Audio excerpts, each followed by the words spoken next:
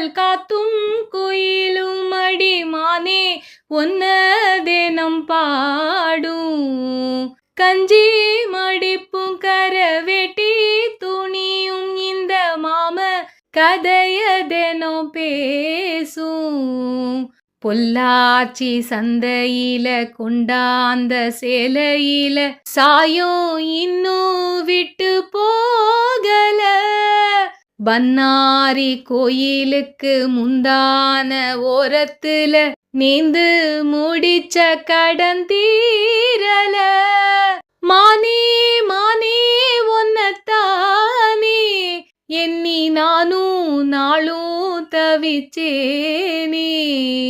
கூண்டுக்குள்ள ஒன்ன வச்சு கூடி நின்ன ஊற விட்டு கூண்டுக்குள்ள வந்ததிந்த கோலக்கிளி.